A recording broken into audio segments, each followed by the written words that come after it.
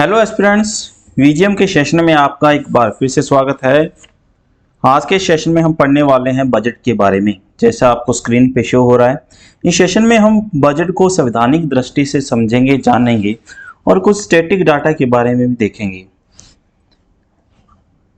Lecture की शुरुआत करने से पहले इंफॉर्मेशन आपके लिए रोज की तरह है। अगर आप PBBB, PPSC, master cadre SST, ETT या SSC, स्टेट PSC, UPSC या RRB जैसे एग्जाम्स की प्रिपरेशन कर रहे हैं तो यह सेशन आपके लिए बहुत हेल्पफुल रहने वाला है। इस सेशन में हमने जो स्टैटिक क्वेश्चन के साथ साथ जो क्वेश्चन की डेप्थ होती है उन तक जानने की जो हम कोशिश है वो करते हैं। विश्व विज्ञान मंत्रा ऑनलाइन प्लेटफॉर्म पे है, यूट्यूब पे ऑलरेडी है, हम फेसबुक पे हमारा विश्व विज्ञान मंत्रा के नाम से पेज बना हुआ है, आप हमें वहां पे जाके फॉलो कर सकते हो। सेम ऐसे ही विश्व विज्ञान मंत्रा ऑफिशियल टेलीग्राम पे चैनल बना हुआ है, उस चैनल पे जाके आप हमें जो है फॉलो कर सकते हो। यहाँ पे आपको डे टू डे जो इंफॉर्मेशन रहती है रिगार्डिंग एग्जाम्स वो आपको यहाँ पे प्रोवाइड करवाई जाती है। इसके साथ साथ आपको यहाँ पे फ्री जो है स्टडी मटेरियल मिलेगा। तो आप विश्व विज्ञान मंत्रा ऑफिशियल टेलीग्राम चैनल पे जाइए, वहाँ पे फाइल सेक्शन में जाओगे तो वहाँ पे आपको फ्री मटेरियल के साथ साथ जो प्रीवियस ईयर क्वेश्चन पेपर है वो भी आपके लिए अवेलेबल हो जाएंगे। वहीं विश्व विज्ञान मंत्रा इंस्टाग्राम पे भी आप हमें इंस्टाग्राम पे फॉलो कर सकते हैं। 9111500017 पे आप हमें कॉल या मैसेज कर सकते हैं। अगर आपने हमारे चैनल पे पहली बार विजिट किया है तो हमारे चैनल को सब्सक्राइब करें, वीडियो को लाइक करें, वीडियो को शेयर करें और बेल आइकन को कर दें प्रेस, ताकि आपको टाइम टू टाइम नोटिफिकेशन मिलता रहे। चलिए बजट के सेशन को स्टार्ट करने से पहले आपके लिए क्वेश्चन है। क्वेश्चन ये है कि बजट जो है वो किस भाषा का शब्द है। बजट यहाँ पे मेंशन है, बजट को किस भाषा के शब्द से निकाला गया है, कौन सी भाषा का वो शब्द है। ऑप्शंस आपके सामने है, फ्रेंच, जर्मन, लैटिन या स्पेनिश। जल्दी से आप आंसर कीजिए और इसका आंसर आप कमेंट बॉक्स में कीजिएगा, मैं आपके आंसर का रिप्लाई जरूर करूंगा। नेक्स्ट देखिए, हमारी कॉन्स्टिट्यूशन के अंदर बजट जो शब्द है ना उसके बारे में आर्टिकल 112 में बताया गया। अगर इसको याद करना है तो हम ऐसे रख सकते हैं, जैसे बजट का मतलब होता है जोड़ने से, मतलब कि कितना एक्सपेंडिचर हुआ, कितना हमें इनकम हुई, तो इन सभी का जो कैलकुलेशन किया जाता है उसको हम बजट के तौर पर देखते हैं। जैसे आम हमारे घरों में भी होता है। तो अगर मैं एक और एक को ऐड करूं तो हमारे पास कितना आ गया, 2। मतलब कि हमारी कॉन्स्टिट्यूशन के अंदर आर्टिकल 112 बजट के बारे में बताता है, पर बजट शब्द का जिक्र हमारे कॉन्स्टिट्यूशन में कहीं नहीं किया गया। बजट शब्द के स्थान पर हमारे कॉन्स्टिट्यूशन के अंदर एनुअल फाइनेंशियल स्टेटमेंट शब्द का यूज किया गया है। Next, to put it another way, the term budget appears nowhere in the constitution. मैंने अभी आपको बताया कि बजट हमारे कॉन्स्टिट्यूशन में कहीं पे भी इसका जिक्र नहीं किया गया। It is common name for the annual financial statement which addressed in article 112 of our constitution. Article 112 के अंदर बजट के बारे में बताया गया। आई होप कि इस स्लाइड पे जो भी इंफॉर्मेशन है आपको क्लियर हो गई होगी। नेक्स्ट है कि the president is responsible for submitting the budget to the Lok Sabha. देखो यहाँ पे बजट जो है ना उसको लोकसभा में पेश किया जाएगा, पहली चीज तो ये, ठीक है ना। दूसरी चीज ये है कि हमारे देश का जो प्रेसिडेंट है वो रिस्पॉन्सिबल है बजट को सबमिट करने में, कहाँ पे, लोकसभा के अंदर। तो यहाँ पे तो अगर आपने समझा होगा कि हमारे संविधान में जो है बजट 112 में मेंशन है और संविधान के में लोकसभा के अंदर पेश किया जाता है बजट को, है ना। मतलब पार्लियामेंट के लोकसभा में बजट को पेश किया जाता है, ये चीज आपको क्लियर है। पर लोकसभा या पार्लियामेंट के डेस्क पे बजट को रखता कौन है, वो रखता है हमारे देश का प्रेसिडेंट। और इसके बारे में हमारे कॉन्स्टिट्यूशन का आर्टिकल 112 में बताया गया, ये मैंने आपको पहले भी क्लियर कर दिया। The yearly financial statement covers year to worth of the transaction, कहता है एक साल को कवर किया जाता है इसके अंदर। According to article 77 clause 3, article 77 clause 3 कहता है the president has delegated to the union finance minister to responsibility of the preparing the budget. किसको डेलीगेट करता है हमारे देश का राष्ट्रपति? फाइनेंस मिनिस्टर को, वित्त मंत्री को डेलीगेट करता है कि उसकी ये रिस्पॉन्सिबिलिटी रहती है कि वो बजट को जो है प्रिपेयर करे। Also known as the yearly financial statement. एक साल की पूरी जो फाइनेंशियल स्टेटमेंट होती है, कितना हमें इनकम हुआ और कितना एक्सपेंडिचर हुआ, खर्चा कितना हुआ और हमें जो है रेवेन्यू कितना प्राप्त हुआ, उसका जो एस्टिमेट जो लगाया जाता है उसी को हम क्या कहते हैं, बजट कहते हैं। उसके बाद में कहता है कि the budget represents the government of India expected receipt, कितना हमें इनकम हुआ एंड द एक्सपेंडिचर, कितना खर्चा होता है फॉर सर्टेन फिस्कल ईयर, एक पर्टिकुलर फिस्कल साल के अंदर, वित्तीय साल के अंदर। ये साल जो है कब स्टार्ट होता है, 1 अप्रैल से स्टार्ट होता है और 31 मार्च तक ये साल को कंसीडर किया जाता है। 1 अप्रैल से लेकर 31 मार्च तक देश के अंदर कितना एक्सपेंडिचर हुआ और कितना रिसिप्ट हुआ, उस सभी का कैलकुलेशन जब किया जाता है और उसको जो है लोकसभा के अंदर प्रेजेंट किया जाता है, तो उसी को हम क्या कहते हैं, उसी को हम एनुअल फाइनेंशियल स्टेटमेंट कहते हैं, वार्षिक वित्तीय विवरण कहते हैं, उसी को बजट कहते हैं। नेक्स्ट है द मिनिस्ट्री ऑफ फाइनेंस। जो नोडल मिनिस्ट्री है वो मिनिस्ट्री ऑफ फाइनेंस है, जो बजट प्रिपेयर करती है। The process of preparing the budget which usually begins in September, ये कहते हैं सितंबर के मंथ में इसकी प्रिपरेशन स्टार्ट हो जाती है। To aim the ministry of finance department of economic affairs. देखो मिनिस्ट्री ऑफ फाइनेंस के कुछ डिपार्टमेंट्स होते हैं, मतलब कि उसके कुछ मिनिस्ट्री ऑफ फाइनेंस को आगे जो है कुछ डिपार्टमेंट में डिवाइड किया गया है। उनमें से एक डिपार्टमेंट है, जिस डिपार्टमेंट को यहाँ पे मेंशन किया उस डिपार्टमेंट का नाम है डिपार्टमेंट ऑफ इकोनॉमिक अफेयर्स। बहुत बार ये क्वेश्चन आता है कि कौन सा वो डिपार्टमेंट है जो बजट प्रिपेयर करता है, याद रखना department of economic affairs. Economic affairs, department of economic affairs जो फाइनेंस मिनिस्ट्री का एक डिपार्टमेंट है, यह हमारे देश का एनुअल फाइनेंशियल स्टेटमेंट, वार्षिक वित्तीय विवरण जिसको बजट कहते हैं, तैयार करता है। अब हम देखते हैं कॉन्स्टिट्यूशनल प्रोविजंस क्या है हमारे बजट, हमारे देश में जो बजट पेश किया जाता है उसके। The president lead the budget before the both the house of parliament. वैसे तो प्रेजेंट किया जाता है किसके सामने, लोकसभा में, लेकिन राष्ट्रपति की रिस्पॉन्सिबिलिटी रहती है कि जो बजट है उसको दोनों हाउस के अंदर जो है लाया जाए या प्रेजेंट किया जाए। उसके बाद में no demand for grant shall be made except on the recommendation of president. अब बजट में क्या होता है कि डिमांड की जाती है कि हमने इतना पैसा खर्च करना है, और जो पैसा निकलवाया जाएगा तो उस, ठीक है ना, तो कहता है कि जो डिमांड है फॉर ग्रांट, पैसे की जो डिमांड है वो सिर्फ और सिर्फ राष्ट्रपति के रिकमेंडेशन के ऊपर ही जो है की जा सकती है, इसके अलावा कोई ऑप्शन नहीं है। No money shall be withdrawal from the consolidated fund of India except the under the appropriation made by law. कहता है कि नो मनी, कोई पैसा नहीं निकलवाया जाएगा कंसोलिडेटेड फंड ऑफ इंडिया से। एक बात यहाँ पे मैं आपको और बता देना चाहता हूँ कि जो हमारे देश के अंदर ना 3 फंड्स हैं, एक कंसोलिडेटेड फंड हो गया, दूसरा कॉन्टीजेंसी फंड हो गया और तीसरा कौन सा हो गया, पब्लिक अकाउंट हो गया।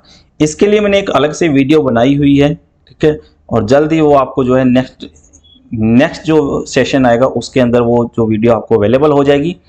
तो कहता है कि कोई भी पैसा जो है वो कंसोलिडेटेड फंड ऑफ इंडिया से नहीं निकलवाया जा सकता जब तक एप्रोप्रिएशन मेड बाय लॉ, ठीक है ना, एक एप्रोप्रिएट बिल आएगा उसी के थ्रू जो है पैसा निकलवाया जाएगा। ऐसा नहीं है कि बजट को पेश कर दिया और सरकार ने एकदम से खजाने में हाथ डाला और पैसा निकलवा लिया, ऐसा नहीं होता। एक बिल लाया जाएगा जिसको एप्रोप्रिएट बिल कहा जाता है, उसी मेथड से जो है पैसा कंसोलिडेटेड फंड ऑफ इंडिया से निकाला जाता है। जो बजट का पैसा है, जितना भी बजट आएगा, चाहे 3 लाख करोड़ आ गया, 4 लाख करोड़ आ गया, जो भी बजट के अंदर अमाउंट है जो एक्सपेंडिचर की जानी है फ्यूचर में, उसका पैसा कंसोलिडेटेड फंड ऑफ इंडिया से ही निकलवाया जाता है। और इसको निकालने के लिए एक बिल लाया जाता है जिसको एप्रोप्रिएशन बिल के नाम से उस बिल को जाना जाता है। No money bill imposing tax shall be introduced in the parliament except the recommendation of the president।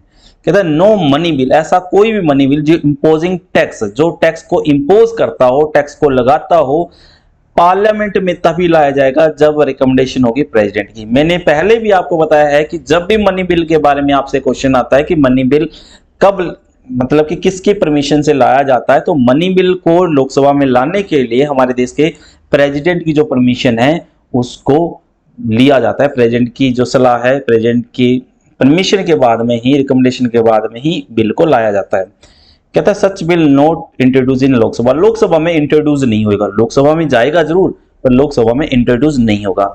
Next, charged expenditures, ठीक है ना। चार्ज्ड एक्सपेंडिचर क्या होता है? The budget consist of two type of expenditure, budget के अंदर दो type के एक्सपेंडिचर्स होते हैं। पहले टाइप का एक्सपेंडिचर है जिसको हम चार्ज एक्सपेंडिचर कहते हैं, जो कि कंसोलिडेटेड फंड ऑफ इंडिया से निकाला जाता है। The expenditure made by the from the consolidated fund of India, मतलब चार्ज, ठीक है, एक्सपेंडिचर चार्ज आपको पता हो गया, चार्ज एक्सपेंडिचर। दूसरा एक्सपेंडिचर मेड बाय, मेड यहां पे चार्ज है, दूसरा है मेड, ठीक है ना, from the consolidated fund of India. Charge जो एक्सपेंडिचर होते हैं उसमें से कौन सी आती है? सैलरी आ गई, भत्ते आ गए, पेंशन आ गई। इस प्रकार के जैसे जितने भी एम्प्लॉइज हो गए, एमपी हो गए, एमएलए हो गए, स्पीकर हो गए, उनकी जो सैलरी है, उनके जो अलाउंसेज है, उनकी जो पेंशन है, अगर जब ये पैसा निकलवाया जाता है तो उसको हम चार्ज एक्सपेंडिचर कहते हैं। और दूसरे प्रकार का जो एक्सपेंडिचर होते हैं इसके अलावा उसको हम एक्सपेंडिचर, मेड एक्सपेंडिचर जो है कहते हैं, जो कि कंसोलिडेटेड फंड ऑफ इंडिया से ही निकाला जाता है।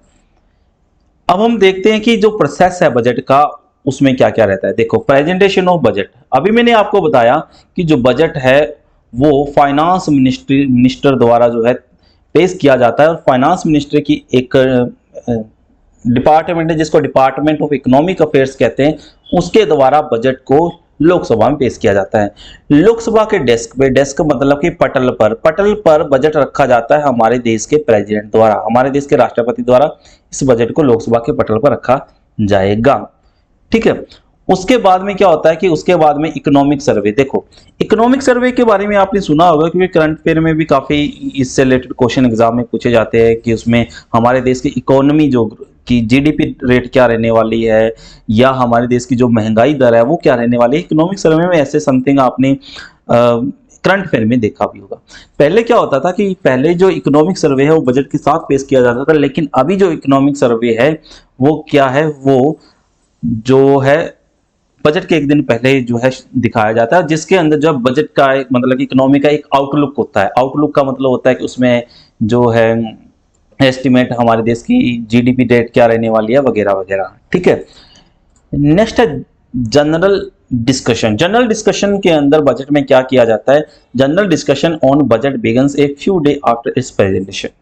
जैसे बजट पेश कर दिया जाता है, मतलब कि आपने देखा होगा कि अभी तो हमारे देश में ना 1 फ़रवरी को बजट पेश किया जाता है, पहले ये जो डेट थी वो 28 फ़रवरी को थी, है ना। और पहले जो है बजट जो है शाम को 5 बजे पेश किया जाता था 1999 तक। यशवंत सिन्हा जब उस समय हमारे देश के फाइनेंस मिनिस्टर थे तो उन्होंने सुबह 11 बजे का जो टाइम है वो कर दिया था बजट पेश करने का। ये कुछ स्टैटिक डाटा है जहां से क्वेश्चन पूछा भी जा सकता है, नहीं भी पूछा जा सकता, लेकिन आपको पता होना चाहिए। अभी हमारे देश के अंदर जो है बजट पेश किया जाता है कब? 1 फ़रवरी को, 1 फरवरी को बजट पेश किया जाता है फाइनेंस मिनिस्टर द्वारा। General discussion on the budget begins a few days after it's presentation. Presentation के कुछ दिन के बाद में जो है आम जो चर्चा है बिल इस बजट के ऊपर होती है। It takes place in both the house of parliament. उसके बाद में ये जो है बजट लोकसभा में प्रेजेंट किया जाता है, उसके बाद में ये दोनों हाउस के में जाता है, लोकसभा और राज्यसभा में। लास्ट यूजली फॉर द 3 और 4 डेज, ठीक है ना। It take place in the both the house, दोनों हाउस के अंदर जो है जाता है ये बजट, मतलब कि सभी को बजट की जो कॉपीज है कह सकते हैं वो प्रोवाइड करवाई जाती है, और उसके बाद में इस पे जनरल डिस्कशन जो है वो की जाती है 3 और 4 डेज के। नेक्स्ट है scrutiny by the department of committee. अब बजट की जो है ना स्क्रूटनी की जाती है। स्क्रूटनी का मतलब है कि छोटी छोटी चीजों के ऊपर जो है ध्यान देना, ठीक है ना। तो उसकी जो स्क्रूटनी है वो एक डिपार्टमेंटल कमेटी करती है, और डिपार्टमेंट कमेटी जो है उसमें कंसिस्ट क्या होता है, कौन कौन से जो डिपार्टमेंट है वो इंक्लूडेड होते हैं, देखते हैं। After general discussion, general discussion के बाद में budget is over, budget over हो जाता है। Houses are adjourned for the about 3 और 4 वीक्स।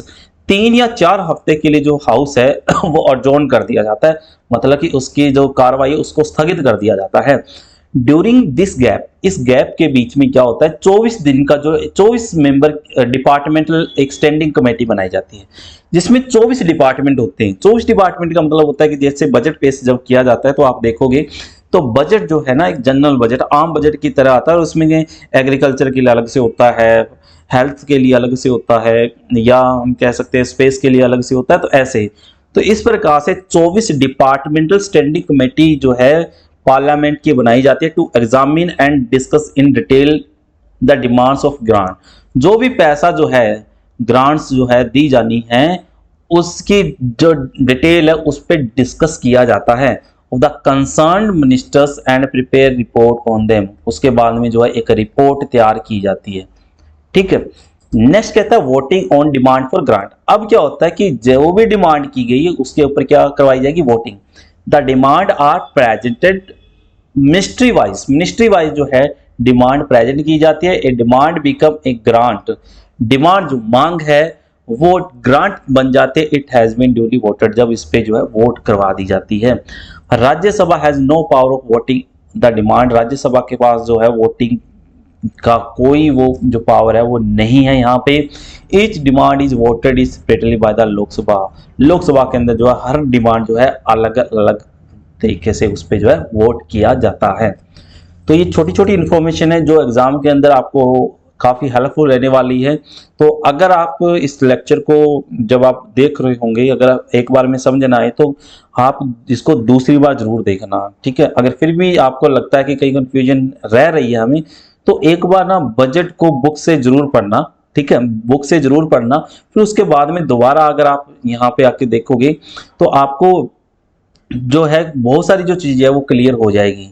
ठीक है, क्योंकि मैं यहाँ पे, क्योंकि देखो जब बजट की बात करते हैं ना तो बजट को दो कंसेप्ट से पढ़ा जाता है। एक तो इकोनॉमिक कंसेप्ट से, ठीक है ना, जिसके अंदर जो है बजट घाटे के बारे में पढ़ते हैं, ठीक है ना, प्राइमरी डेफिसिट पढ़ते हैं, ऐसा सब पढ़ते हैं। पर मैं जो बजट पढ़ा रहा हूँ ना आपको, वो पढ़ा रहा हूँ मैं कॉन्स्टिट्यूशनल साइड से। ठीक है ना, कॉन्स्टिट्यूशनल जो पर्सपेक्टिव से आपको मैं बजट पढ़ा रहा हूँ। तो कुछ टर्म्स जो है ना यहाँ पे मिसिंग रहेगी। ठीक है ना, कुछ टर्म्स मिसिंग रहेगी, जैसे फिजिकल डिफिसिट हो गया, प्राइमरी डिफिसिट हो गया, जीडीपी रेट हो गया, ऐसे समथिंग, तो वो मिसिंग रहेंगी। तो अगर आप उनको कोरिलेट कर लो इकोनॉमिक्स के बजट के साथ तो आपको ये चीजें और बेटर क्लियर हो जाएगी। बाकी जब हम फ्यूचर के अंदर स्टैटिक क्लासेस बनाएंगे तब मैं बजट के ऊपर एक अलग से वीडियो जरूर बनाऊंगा। नेक्स्ट है, अब हम देखते हैं कि बजट का जो प्रोसेस होता है उसके टाइम के अंदर कुछ मोशंस लाए जाते हैं। मोशन मतलब प्रस्ताव।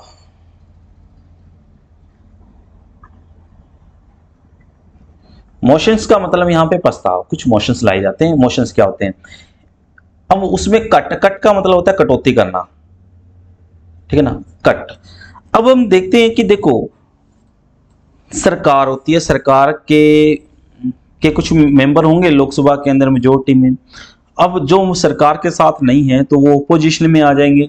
तो ओपोजिशन के जो मेंबर्स हैं उनके द्वारा कुछ मोशंस लाए जाते हैं, जिनको वो कहते हैं कि इतना पैसा जो है सरकार जो लेकर आ रही है, क्योंकि वो क्रिटिसाइज करते हैं सरकार के बजट का कि ये नहीं किया वो नहीं किया, तो इसमें कुछ मोशंस लाए जाते हैं। उस मोशन में वो जो है अमाउंट जो है जो ग्रांट है उसको कम करने की कोशिश जो है वो करते हैं। तो ऐसे मोशंस होते हैं। अगर ये मोशन पास हो जाए तो क्या जो है इसका रिजल्ट निकलता है काउंसिल ऑफ मिनिस्टर पे लोकसभा के ऊपर, उसके बारे में मैं थोड़ा यहाँ पे आपको बताऊंगा। कहता है कट मोशन। कट का मतलब कटौती का जो प्रस्ताव होता है वो। कटौती के प्रस्ताव 3 होते हैं यहाँ पे, और तीनों के तीनों रिलेट करते हैं बजट के साथ, समझते जाना आप। एक cut motion is special power vested in the member of Lok Sabha. कुछ स्पेशल पावर होती है जो कि लोकसभा के अंदर होती है। ठीक है, टू अपोज ए डिमांड, जो डिमांड की गई है to being discuss for specific allocation by the government in the finance bill as part of the demand of grant. कहता है जो फाइनेंस बिल लाया जाता है, जो खर्चा होना उसके डिमांड की जो ग्रांट के लिए, तो उसका अपोज किया जाता है लोकसभा के मेंबर द्वारा, स्पेशली ओपोजिशन पार्टी द्वारा। If the motion is adopted, अगर मोशन अडॉप्ट कर लिया जाता है, it amount to no confidence vote. कहने का मतलब ये है कि अगर ये अडॉप्ट कर लिया जाता है तो इसका मतलब तो ये हो गया ना कि सरकार के जो मेंबर्स हैं लोकसभा में उसमें कमी आ गई, सरकार के पास कोई कॉन्फिडेंस नहीं है इस चीज का। तो कट मोशन अगर मतलब अगर लोकसभा से पारित हो जाता है तो इसका मतलब है कि नेक्स्ट जो लेवल रहेगा वो नो कॉन्फिडेंस मोशन का रहेगा। क्यों? क्योंकि सरकार के लोकसभा में मेजोरिटी होती है। मेजोरिटी होने का मतलब है कि सरकार को लोकसभा से हर बिल पास होना चाहिए। पास नहीं हो रहा, इसका मतलब सरकार के पास कॉन्फिडेंस नहीं है, तो सरकार जो है वहां पे अल्पमत में आ जाएगी। यहाँ पे नो कॉन्फिडेंस मोशन पास होने की संभावना बढ़ जाती है। If the government fails to jot up number in the lower house मतलब Lok Sabha, it obliges to resign according to the norms of the house। I hope कि ये चीज आपको क्लियर हो गई होगी। अब मोशन के बारे में देखते हैं। कट मोशन तीन प्रकार के होते हैं। ए मोशन में भी move to reduce the amount, मैंने अभी बताया कि ओपोजिशन द्वारा लाया जाता है कि ये कहता है कि reduce the amount of the demand in any of the following is. तीन तरीके से जो अमाउंट को कम करने की जो है मोशन लाई जाते हैं। पहला है policy motion, policy cut motion. Policy cut motion जो है it moves so that the amount of the demand to be reduce 1 rupees. कहता है कि जो अमाउंट है ना उसके अमाउंट को ना 1 रुपए तक रिड्यूस कर दो। अब 1 रुपए का मतलब यहाँ पे ये नहीं है कि 1 रुपए का मतलब है कि यहाँ पे जो है पॉलिसी कट मोशन में 1 रुपए को कंसीडर 1 रुपए से किया जाता है। रिप्रेजेंट्स डिसअप्रूवल, मतलब कि इसका मतलब है कि 1 रुपए के लाने का मतलब है कि डिसअप्रूवल, मतलब कि हमारी असहमति को रिप्रेजेंट करता है ये। Of the policy underlying the demand, ठीक है ना, जो भी पॉलिसी लाई गई है अंडरलाइन द डिमांड उसको डिसअप्रूवल करने की बात बोलता है। यहाँ पे 1 रुपए का वैसे मतलब जो है डिसअप्रूवल से है।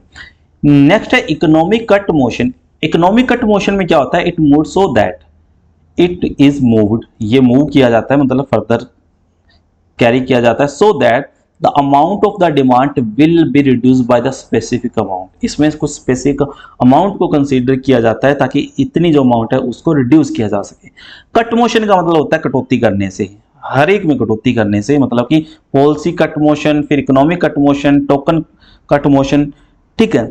ग्रांट में जो है रिड्यूस करने से होता है ग्रांट में।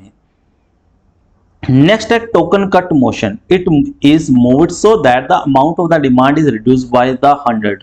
कहता है कि 100 रुपए तक जो अमाउंट है उसको रिड्यूस कर दिया जाए। It can be moved in Lok Sabha. जो भी कट मोशंस आएंगे वो कहां पे आएंगे?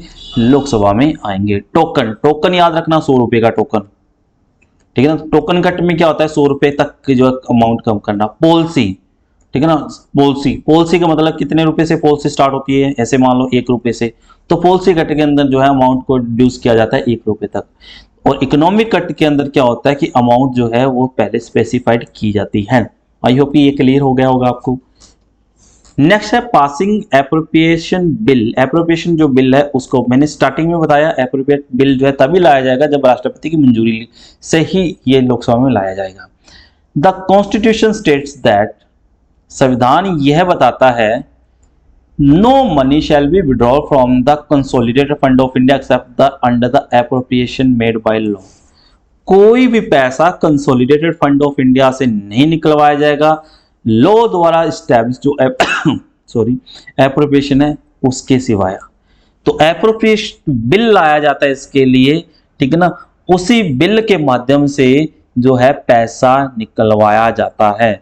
जो भी बजट की डिमांड्स होती है, ग्रांट्स होती है, उनको लाया जाता है पैसा निकलवाने के लिए एप्रोप्रिएशन बिल।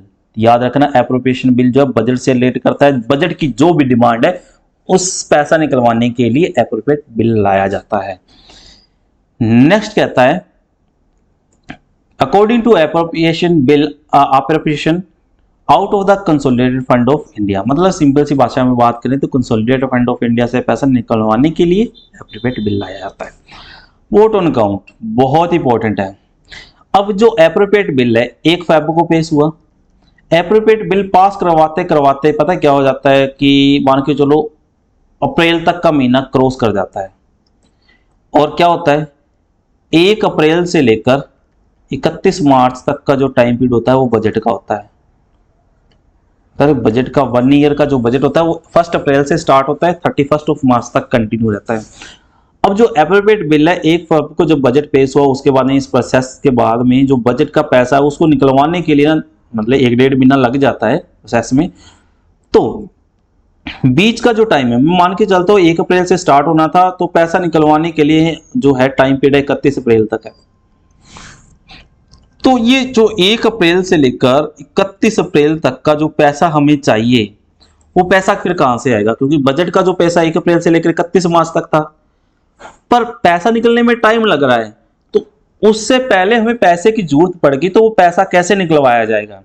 तो उसके लिए एक बिल लाया जाता है जिसको वोट ऑन अकाउंट कहते हैं, ठीक है ना। उसको हम क्या कहते हैं? Vote on account. कहने का मतलब है कि हमें जब पैसा निकलवाना है बजट के लिए, तो जो बीच का जो टाइम है, शॉर्ट टाइम जो रह गया जिसमें हमने पैसा निकलवाना है, उसके लिए जो बिल लाया जाएगा लोकसभा में, उसको वोट ऑन अकाउंट कहते हैं, ठीक है ना। उसको हम क्या कहेंगे? वोट ऑन अकाउंट कहेंगे, ठीक है ना। तो जो गैप रह गया, उस गैप में जो एक्सपेंडिचर आएगा, उस एक्सपेंडिचर को निकलवाने के लिए, उस एक्सपेंडिचर को करने के लिए जो अमाउंट चाहिए, वो वोट ऑन अकाउंट से हमें निकलवानी पड़ेगी। आई होप कि ये भी आपको क्लियर हो गया होगा। नेक्स्ट क्या देखो, यहाँ पे एक क्वेश्चन है और उस क्वेश्चन के बाद में मैं कुछ स्टैटिक डाटा आपको बजट के बारे में बताने वाला हूँ। तो क्वेश्चन ये है कि which of the following is true about the annual financial report? वार्षिक वित्तीय विवरण के संबंध में कौन सी जो बात है यहाँ पे सही है? तो आप मुझे आंसर कीजिए कि कौन सी बात यहाँ पे सही होने वाली है। पहली ऑप्शन आपके सामने,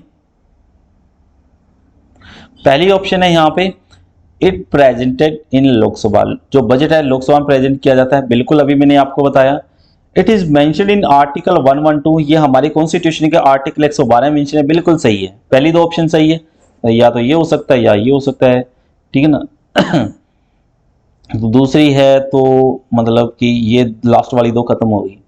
तीसरी ऑप्शन पे डिपेंड करता है answer. If the finance minister is unable to present the budget, अगर फाइनेंस मिनिस्टर जो है बजट को पेश करने में असमर्थ है, तब president can ask him for resignation, president उसको जो है रेजिग्नेशन करने के लिए बोल सकता है। ये भी बात बिल्कुल जो है सही है। अगर फाइनेंस मिनिस्टर जो है बजट को पेश करने में असमर्थ है, तो उस कंडीशन में फाइनेंस मिनिस्टर को जो है रिजाइन करना पड़ सकता है। सारी बातें सही है, हमारी क्वेश्चन का राइट आंसर हो जाएगा ऑप्शन नंबर ए। चलिए, तो कुछ स्टैटिक डाटा मैं आपको बता रहा हूं। देखो, सबसे पहले हमारे देश के अंदर 1860 ईस्वी के अंदर जब बजट पेश किया गया था, उसके बाद में क्या होता है 1924 ईस्वी के अंदर, 1924 1921 के अंदर जो इंप्लीमेंट होता है इंडियन गवर्नमेंट एक्ट 1919, है ना, 1921 में इंप्लीमेंट होता है।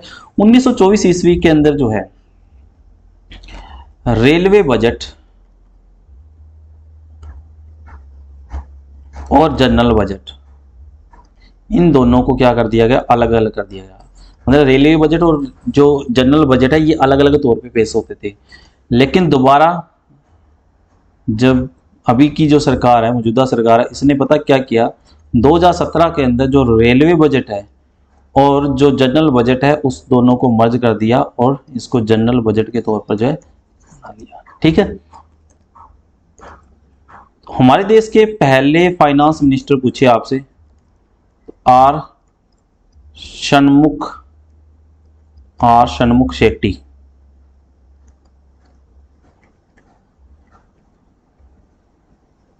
षणमुख शेट्टी हमारे देश के पहले फाइनेंस मिनिस्टर थे, याद रखिएगा। अगर आपसे ये पूछे कि first finance minister, female finance minister कौन थी हमारे देश की, तो याद रखना पहली फाइनेंस मिनिस्टर थी हमारे देश की इंदिरा गांधी। लेकिन उस समय वो कौन थी? उस समय वो भारत की प्रधानमंत्री थी। पर इंडिपेंडेंट चार्ज के तौर पर, इंडिपेंडेंट चार्ज मतलब कि वो हमारे देश की प्रधानमंत्री थी इंदिरा गांधी उस समय। इंडिपेंडेंट चार्ज के तौर पर अगर फर्स्ट फीमेल फाइनेंस मिनिस्टर पूछे, फीमेल फाइनेंस मिनिस्टर पूछे, तो फिर आएगा निर्मला सीतारमण। निर्मला सीतारमण, ठीक है, निर्मला सीतारमण। अब तक सबसे ज्यादा बार बजट किसने पेश किया? तो याद रखना सबसे ज्यादा बार बजट पेश किया, 10 बार बजट पेश किया है। कौन किसने? मोरारजी देसाई ने। मोरारजी देसाई ने सबसे ज्यादा बार बजट पेश किया। कितनी बार बजट पेश किया है? 17 बार बजट पेश किया है। बजट में सबसे लंबी स्पीच,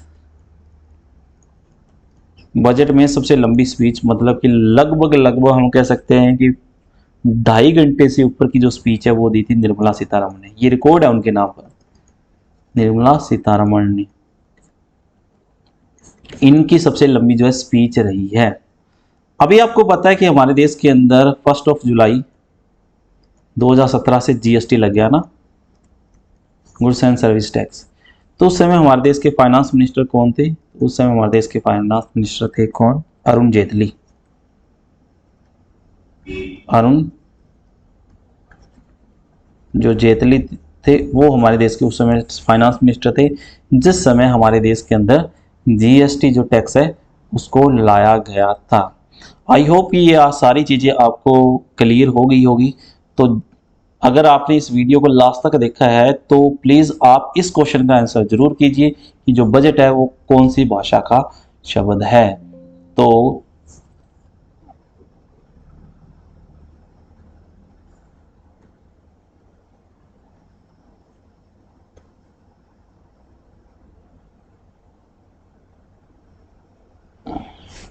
तो बजट कौन सी भाषा का शब्द है, इसका आंसर आपने करना है। Thank you for watching. Next lecture के अंदर हम एक नए सेशन के साथ आपके सामने रूबरू होंगे। पढ़ते रहिए, बढ़ते रहिए। अगर किसी भी एस्पिरेंट ने हमारी इस वीडियो को एंड तक देखा है तो चैनल को जरूर सब्सक्राइब कीजिएगा ताकि हमें भी मोटिवेशन मिले। Thank you for watching. पढ़ते रहिए, बढ़ते रहिए।